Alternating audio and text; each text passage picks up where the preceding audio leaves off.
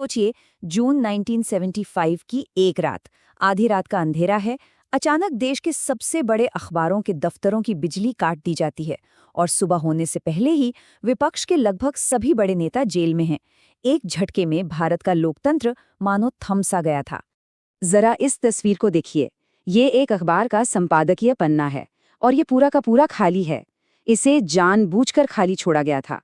ये सेंसरशिप के खिलाफ एक खामोश लेकिन बहुत ताकतवर विरोध था। पता है, ये तस्वीर अपने आप में एक पूरी कहानी कहती है।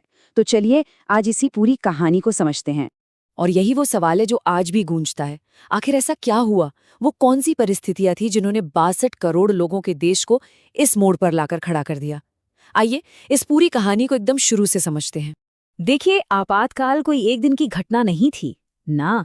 इसकी जमीन तो कई साल पहले से तैयार हो रही थी। ये कहानी है एक ऐसे तूफान की जो धीरे धीरे, बहुत धीरे धीरे पूरे देश पर मंडरा रहा था। साल था 1971।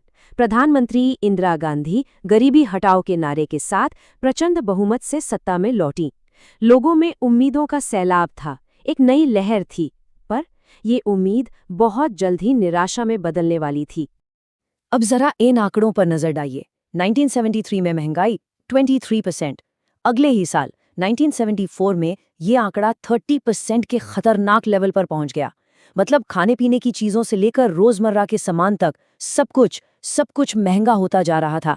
कीमतें आसमान छू रही थीं। और इस संकट के पीछे कोई एक वजह नहीं थी, बल्कि हुआ ये कि कई मुश्किलें एक साथ आ गईं। सोचिए, एक तरफ बांग्लादेश संकट की वजह से करीब 80 लाख शरणार्थी भारत आ गए। दूसरी तरफ पाकिस्तान से युद्ध का बोझ था ही, ऊपर से दुनिया भर में तेल की कीमतें आसमान छूने लगी। और मानो इतना काफी नहीं था कि मॉनसून भी फेल हो गया, जिससे देश में अनाज का उत्पादन सीधा 8% गिर गया। मतलब एक के बाद एक झटके। अब जब आर्थिक बदहाली ऐसी हो तो असंतोष तो फैलेगा ही। और वही हुआ। गुजरात और बिहार में छात्र सड़कों पर उतर आए। भ्रष्टाचार, महंगाई और बेरोजगारी के खिलाफ बड़े बड़े आंदोलन शुरू हो गए। और ये सिर्फ छात्र आंदोलन नहीं थे, नहीं, इनको आम जनता का भी जबरदस्त समर्थन मिल रहा था। और फिर इन आंदोलनों को एक चेहरा मिला, जयप्रकाश नारायण का, जिन्हें लोग प्यार से जेपी कहते थे। जेपी ने इसे सिर्फ एक विरोध प्रदर्शन नहीं कहा, उन्होंने इसे नाम दिया संपूर्ण क्रांति। एक ऐसा आह्वान जिसका लक्ष्य था सामाजिक, आर्थिक और राजनीतिक हर तरह की व्यवस्था में पूरी तरह से बदलाव लाना। और माहौल में ये जो उथल-पुथल थी वो और बढ़ गई। 1974 में देश की अब तक की सबसे बड़ी राष्ट्रव्यापी रेलवे हड़ताल हुई। सोचिए, रेलवे जो देश की लाइफलाइन है, वो रुकने की कगार पर थी। इस एक हड़ताल से देश की पूरी अर्थव्यवस्था ठप हो सकती थी। देश सच में एक ठहराव की ओर बढ़ रहा था। तो देश में आर्थिक और सामाजिक संकट तो था ही। अब इसी बीच एक कानूनी फैसले ने इस राजनीतिक तूफान को और भी तेज कर दिया। आप कह सकते हैं कि ये वो चिंगारी थी जिसने बारूद में आग लगा दी। तारीख थी 12 जून 1975। इलाहाबाद हाईकोर्ट ने एक ऐसा फैसला सुनाया जिसने सबको चौंका दिया। फैसला ये था कि प्रधानमंत्री इंदिरा गांधी का चुनाव अवैध है। जी हाँ, अवैध। उन पर चुनाव में सरकारी मशीनरी का गलत इस्तेमाल करने का आरोप साबित हो गया था। और इसका सीधा मतलब था कि कानूनी तौर पर वो अब सांसद भी नहीं। ये जो कार्टून है ना, ये उस समय के माहौल को एकदम सटीक दिखाता है।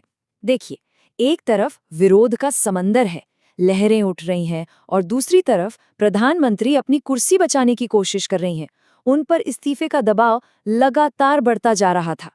जाहिर है, विपक्ष ने इस मौके को हाथ से जाने नहीं दिया। दिल्ली के रामलीला मैदान में एक बहुत बड़ी रैली हुई। वहां जेपी ने एक ऐसी अपील की जिसने सबको हिला कर रख दिया। उन्होंने सेना, पुलिस और सरकारी कर्मचारियों से कहा कि वो सरकार के अनैतिक और अवैध आदेशों को न माने। अब सरकार के लिए ये सीधी सीधी विद्रोह के लिए उकसाने वाली बात। और फिर वही रात आई। 25 जून 1975 की आधी रात को सरकार ने संविधान के आर्टिकल 352 का इस्तेमाल किया। कारण बताया गया आंतरिक गड़बड़ी का खतरा, और पूरे देश में आपातकाल यानी कि इमरजेंसी की घोषणा कर दी गई। इस एक घोषणा ने रातों रात देश की पूरी तस्वीर बदल दी। अगले 21 महीनों के लिए भारत एक बिल्कुल ही अलग हकीकत में जीने वाला था। तो सवाल ये है कि इमरजेंसी लगते ही बदला क्या?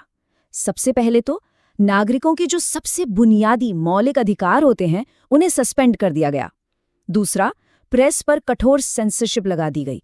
इसका मतलब ये था कि सरकार की मर्जी के बिना एक शब्द भी नहीं छप सकता था। तीसरा, जयप्रकाश नारायण और मुरारजी देसाई जैसे हजारों विपक्षी नेताओं को रातों रात जेल में डाल दिया गया। और चौथा, हर तरह के विरोध प्रदर्शन और हड़तालों पर पूरी तरह से पाबंदी लगा दी गई। अब ये देखिए, ये है सेंसरशिप की असलियत। अखबारों को कुछ भी छापने से पहले सरकार से इजाजत लेनी पड़ती थी। इसी के विरोध में इंडियन एक्सप्रेस और स्टेट्समैन जैसे अखबारों ने एक नया तरीका निकाला। उन्होंने अपने संपादकीय की जगह खाली छोड़नी शुरू कर दी। एक खामोश लेकिन बहुत असरदार विरोध।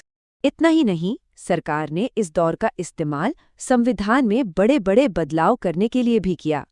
42वां संशोधन पास किया गया और इसके तहत लोकसभा का कार्यकाल 5 साल से बढ़ाकर 6 साल कर दिया गया। मतलब साफ था, जो चुनाव 1976 में होने थे वो अब आगे के लिए टल गए थे। लेकिन 21 महीने के इस अंधेरे के बाद लोकतंत्र ने एक बार फिर करवट ली और इस बार फैसला जनता के हाथ में था। जनवरी 1977 में सरकार ने सबको चौंकाते हुए अचानक चुनाव कराने की घोषणा कर दी और ये चुनाव एक तरह से इमरजेंसी पर जनमत संग्रह ही बन गया। विपक्ष एक ही नारे पर एकजुट हुआ, लोकतंत्र बचाओ। और ये कार्टून चुनाव के नतीजों को एक ही नज़र में सब कुछ बता देता है। इमरजेंसी नाम का दैत्य धूल चाट रहा है और आम आदमी वो जीत का जश्न मना रहा है। आज़ादी के बाद ये पहली बार था जब कांग्रेस पार्टी लोकसभा चुनाव हारी थी। अब जरा इस नक्शे को ध्यान से देखिए, ये बहुत दिलचस्प कहानी बताता है। कांग्रेस की हार पूरे देश में एक जैसी नहीं थी। उत्तर भारत को देखिए, उत्तर प्रदेश, बिहार, दिल्ली, इन राज्यों में कांग्रेस का लगभग सफाया हो गया, एक भी सीट नहीं। लेकिन जैसे ही आप दक्षिण भारत की तरफ देखते हैं तो पूरी कहानी बदल जाती है। वहां कांग्रेस को काफी समर्थन मिला। अब सवाल उठता है, ऐसा क्यों? माना जाता है कि इमरजेंसी की ज्यादतियों, खासकर जो जबरन नसबंदी जैसे कार्यक्रम थे, उनका असर उत्तर भारत में कहीं ज्यादा महसूस किया गया। तो चुनाव के बाद हुआ ये कि जनता पार्टी ने देश की पहली गैर कांग्रेसी सरकार बनाई।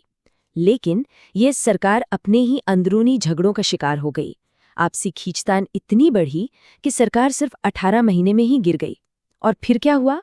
जनवरी 1980 में फिर से चुनाव हुए और इंदिरा गांधी एक बार फिर भारी बहुमत के साथ सत्ता में लौट आई। तो देखिए, इमरजेंसी खत्म हो गई, सरकारें आईं और गईं, लेकिन ये अपने पीछे भारतीय लोकतंत्र के लिए कुछ बहुत बड़े सवाल छोड़ गई कि राष्ट्रीय सुरक्षा और एक आम नागरिक की स्वतंत्रता के बीच की वो बारीक सी रेखा क्या होनी चाहिए। और सबसे जरूरी सवाल, इतिहास के उस दौर से आज हम क्या सबक सीख सकते हैं? इन सवालों पर सोचना आज भी उतना ही जरूरी है।